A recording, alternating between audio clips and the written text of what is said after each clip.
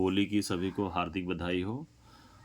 और होली के दिन हम पार्ट 3 जो है हेलोएल्केन का डिस्कस करने जा रहे हैं। तो हेलोएल्केन में जो है अगर हम जनरल फार्मूला की बात करें, इससे पहले हमने डिस्कस भी किया है पार्ट 2 में, उसी के आगे हम कंटिन्यू करने जा रहे हैं। तो उसका जनरल फार्मूला क्या है? CnH2n प्लस 1 x है। सिंपली कैसे रिप्रेजेंट करेंगे? हम उसको Rx से रिप्रेजेंट करते हैं। तो इससे पहले कुछ बेसिक चीज़ें हमने हेलोएल्केन से आपसे डिस्कस किया था। अब अगला जो हमारा है डिस्कशन वो है method of preparation of haloalkane से रिलेटेड है। इसके लिए आपको ये देखना है कि सबसे पहले रिक्वायरमेंट क्या है। अगर हमको हेलोएल्केन बनाना है, मतलब या आपको RCl बनाना है, RBr बनाना है, RI बनाना है, तो उसके लिए हमको क्या रिक्वायरमेंट चाहिए?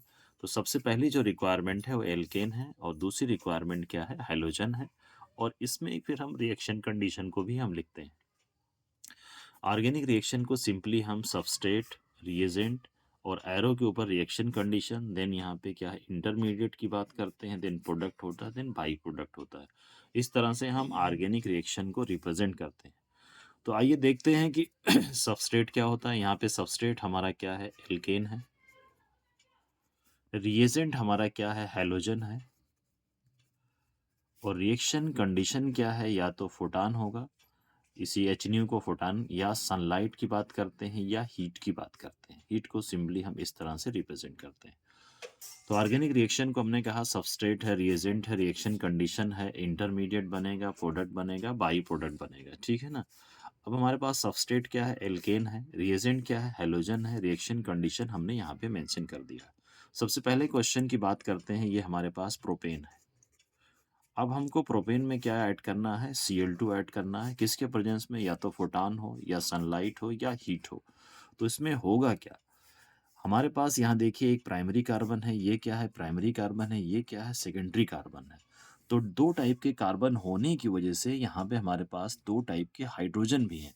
तो सबसे पहले ये हो सकता है कि CH3 हमारे पास CH, और यहाँ पे क्या आ गया? Cl, यहाँ पे CH3। उसके बाद क्या है? HCl। एक तो प्रोडक्ट ये बन सकता है। क्यों? क्योंकि ये कौन सा फ्री रेडिकल बनाएगा? सेकेंडरी फ्री रेडिकल बनाएगा अगर यहाँ से हाइड्रोजन जा रहा है। दूसरा क्या चांस है बनने का? CH3 CH2, और क्या बन सकता है? CH2 Cl और प्लस HCl।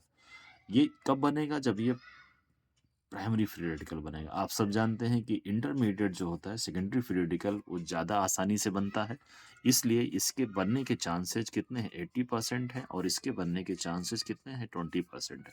तो ये बेसिक चीज़ें आप ध्यान रखिएगा। अब देखिए इसी से रिलेटेड जो है प्रैक्टिस क्वेश्चन है।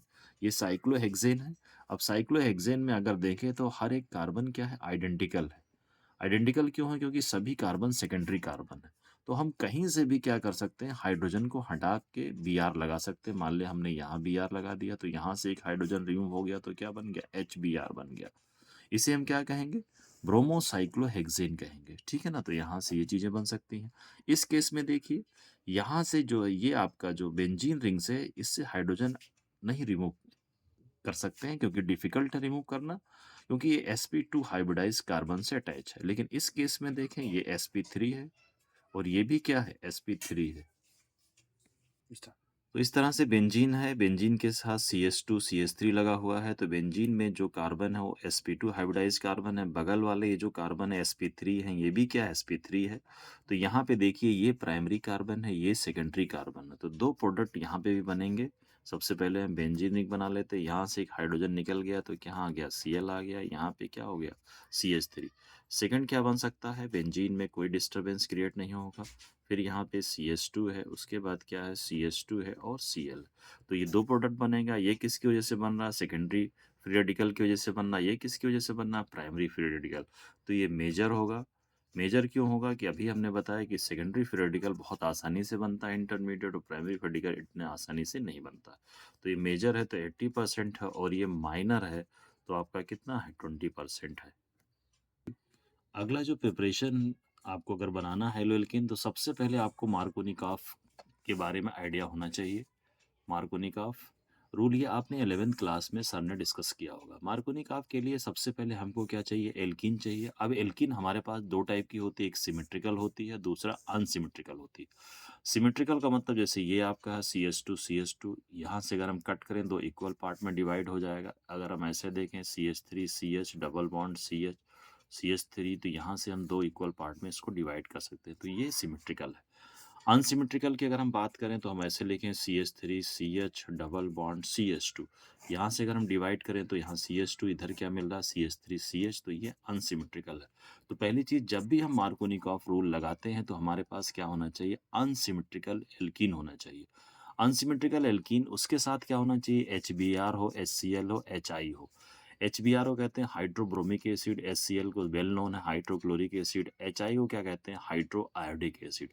इसमें अगर देखा जाए तो HI जो है ज़्यादा एसिडिक होता है, देन HBr होता है, देन HCl होता है। बिकॉज H और I के बीच वीक बॉन्ड है, देन उसके बाद थोड़ा सा स्ट्रांग HBr HCl के बीच और स्ट्रांग है। आपने हमेशा पढ़ रखा है कि HCl स्ट्रांग एसिड होता है, लेकिन HI HCl से ज़्यादा स्ट्रांग होता है, ये थोड़ा सा ध्यान रखिएगा। चलिए पहला प्रैक्टिस क्वेश्चन करते हैं मार्कोनी का। आप देख सकते हैं कि ये जो एल्कीन है वो अनसिमेट्रिकल एल्कीन है।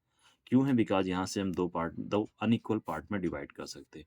चूंकि एसिड है तो H प्लस होगा, Br माइनस होगा। तो मार्कोनिक ऑफ के अकॉर्डिंग H जो होता है उस कार्बन कार्बन डबल बॉन्ड से जुड़ता है जिसके पास ज़्यादा हाइड्रोजन है।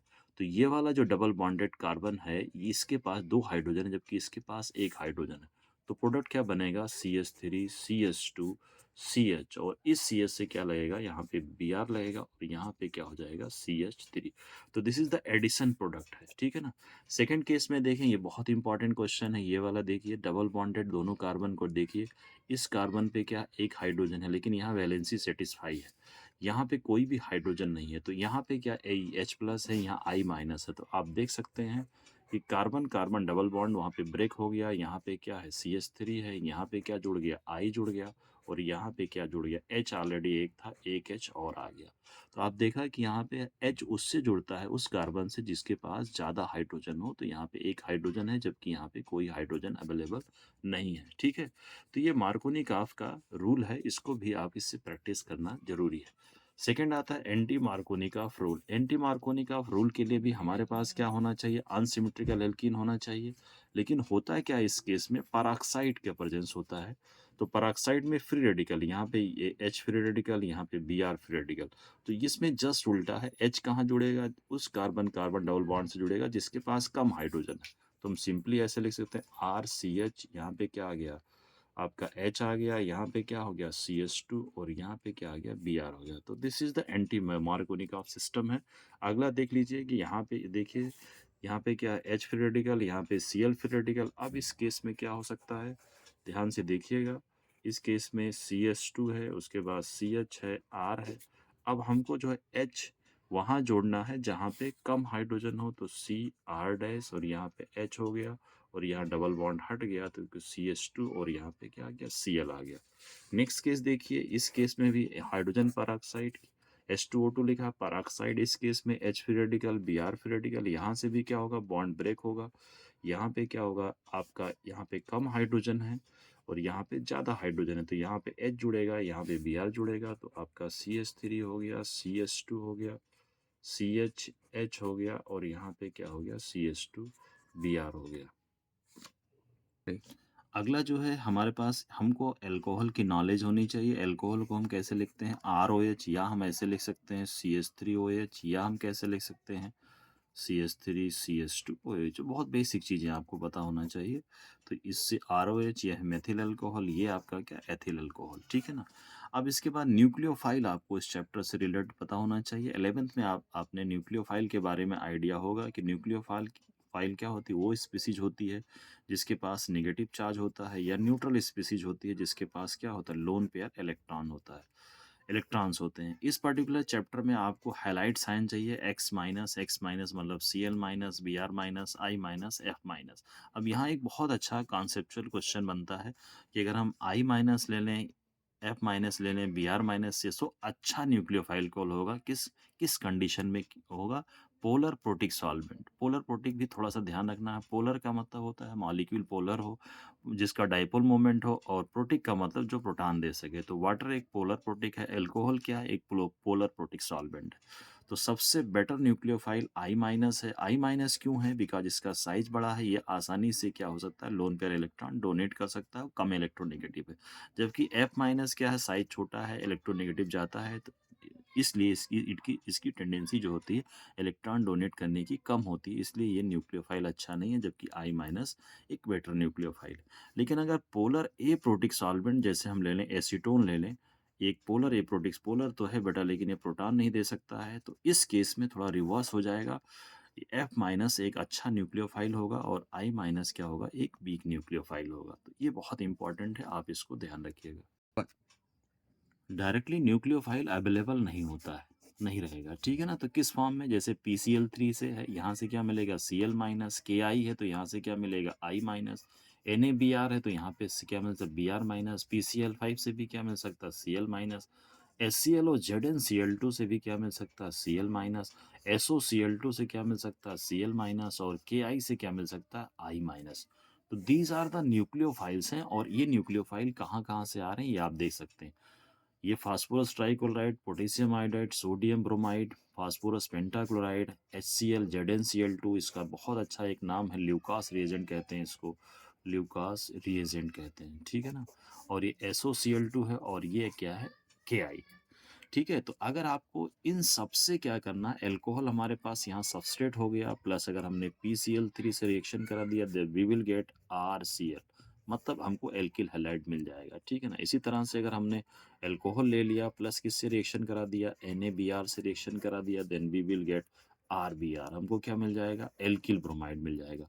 इसी तरह से अगर हमने क्या SOCl2 से रिएक्शन करा दिया, ROH प्लस SOCl2 से रिएक्शन करा दिया, तो क्या मिल जाएगा, RCl plus SO2 plus HCl। ये वेरी वेरी इंपॉर्टेंट है ये रिएक्शन। अगर हमको अल्कोहल से क्या चाहिए, RI चाहिए, तो हमने KI से रिएक्शन करा दिया, सिंपली क्या है, RI मिल गया। तो इस तरह से हम क्या कर सकते हैं, एल्किल हैलाइड क्या ऑब्टेन कर सकते हैं, मतलब प्रिपेयर कर सकते हैं विद द हेल्प ऑफ क्या, अल्कोहल है, यहाँ रिएजेंट क्या है, PCl3 है, NaBr है, SOCl2, KI है। यहाँ जो जनरली क्या होता है पोलर प्रोटिक सॉल्वेंट के प्रेजेंस में ये रिएक्शंस होते हैं। तो this is all about the reaction related to the preparation of alkyl halide. Thank you very much.